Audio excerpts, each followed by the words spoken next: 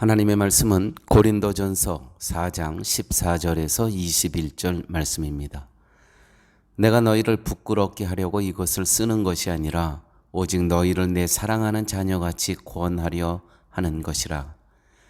그리스도 안에 1만 스승이 있으되 아비는 많지 아니하니 그리스도 예수 안에서 복음으로써 내가 너희를 낳았음이라. 그러므로 내가 너희에게 권하노니 너희는 나를 본받는 자 되라.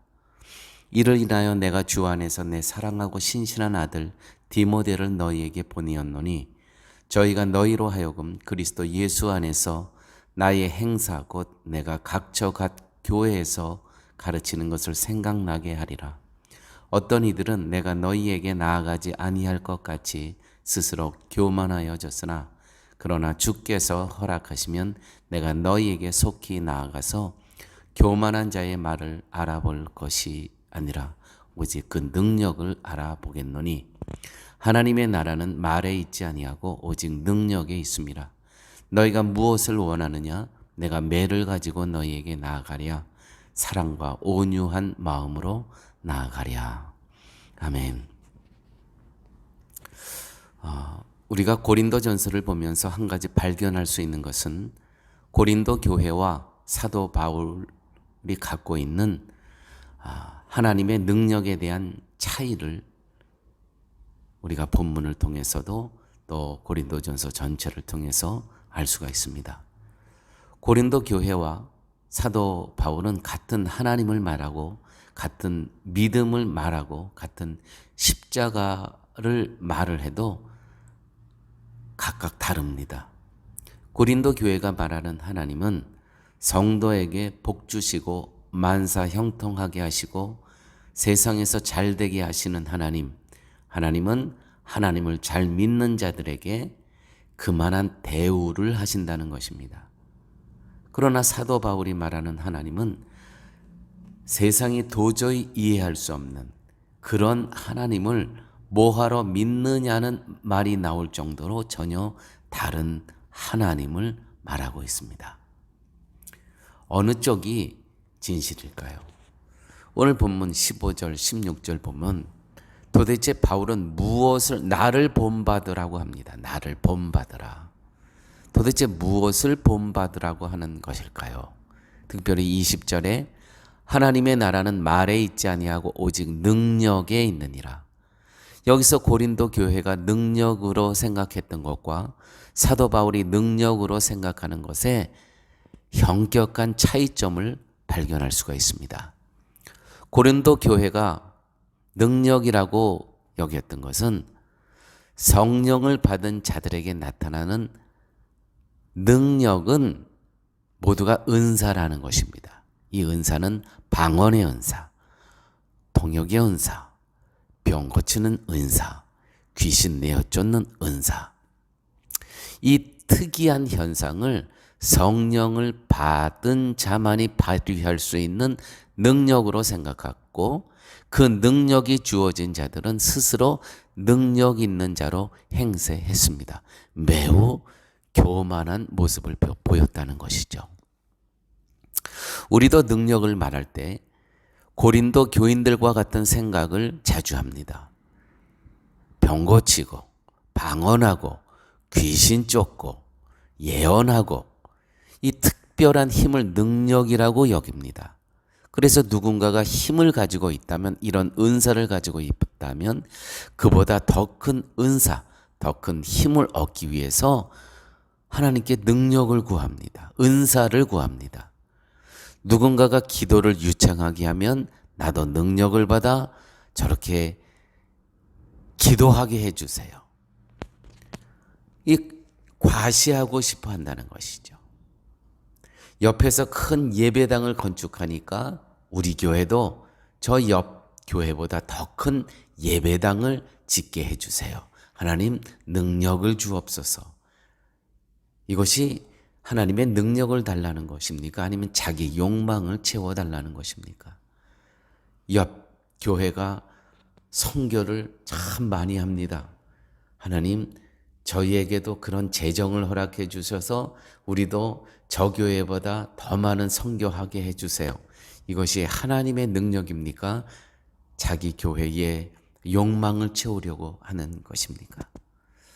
이와 같은 경우가 너무 많습니다. 그러나 사도 바울은 그것이 하나님 나라의 능력이 아니라고 분명히 얘기합니다.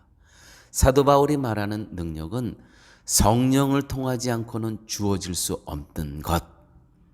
그 능력이 진실한 하나님의 능력이라는 것이죠. 세상에서는 찾아볼 수 없고 세상 사람은 나타낼 수도 없는 능력. 바로 이런 능력은 미말에 자리하고, 우리 어제 말씀을 나눴죠. 미말 끝자리에 앉는 겁니다. 높은 자리에 앉는 것이 아니고 화려하고 남에게 잘 보이는 그러한 자리 말고 미말 끝자리에 앉기를 원하고, 천사들과 사람들의 구경거리가 되고 조롱거리가 되고 세상의 더러운 것과 만물의 찌꺼기 같이 되는 것, 이것도 마다하지 않는다는 것이죠. 이게 진정한 성령의 하나님의 능력이다. 너무 다르죠? 하나님이 하시는 대로, 말씀하시는 대로 순종하는 것. 겸손은 우리의 뜻과 욕심을 포기하게 하고 하나님이 있게 하신 그 자리에서 주님의 모습을 보이기 위해 힘쓰며 사는 것. 이것이 바로 하나님의 능력이라는 것입니다. 조롱거리가 되게 하셨으면 조롱을 받으면서 하나님께서 요구하신 그 삶을 사는 것. 이것이 믿음 있는 자들의 삶이라는 것이죠. 이것이 겸손이고 자기를 포기한 것이고 이것이 진정 하나님의 능력이다 라고 사도 바울은 이야기합니다. 너무나 다르죠? 고린도 교인들의 생각하는 능력과 사도 바울이 주님의 말씀을 따르는 능력은 이렇게 차이가 있는 것입니다. 세상의 더러운 것과 만물의 찢기같이 대우도 마다하지 아니한 것은 바로 자기를 포기하였기 때문입니다. 이것은 성령이 함께한 자가 아니고서는 불가능한 것입니다. 성령의 힘으로만 가능한 것이 자기 포기입니다. 자기 포기. 그래서 이것을 능력이라고 합니다. 빌립보서 4장 13절, 내게 능력 주시는 자 안에서 내가 모든 것을 할 수 있느니라. 그래요. 내 스스로 자기 포기를 어떻게 할 수가 있겠습니까? 이건 오직 성령의 능력으로만 가능한 것입니다. 능력은 인간의 힘이 아닌 성령의 다스림인 것입니다. 고린도 교인들과 같이 능력을, 자기를 과시하고 신앙적인 우월감을 내세우는 것으로 오해하여서 우리가 또한 뭔가 내 자신을 과시하고 내세우려고 하는 모습은 없는지를 우리는 매 순간 말씀에 근거해서 성령의 다스림으로 우리 스스로를 점검해야 할 것입니다. 아버지 하나님, 감사합니다. 오늘도 저희들에게 주신 말씀, 사도 바울이 담대히 너희들은 나를 배우라. 그 배우라는 것은 하나님께서 주신 말씀대로 순종하고 그 말씀대로 따라가는 겸손함을 말하는 것임을 알게 하여 주심을 아버지 하나님 감사합니다.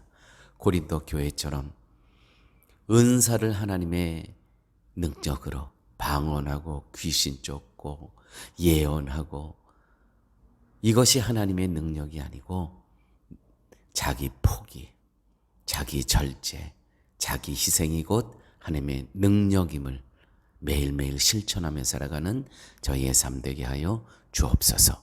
예수님 이름으로 기도드렸습니다. 아멘.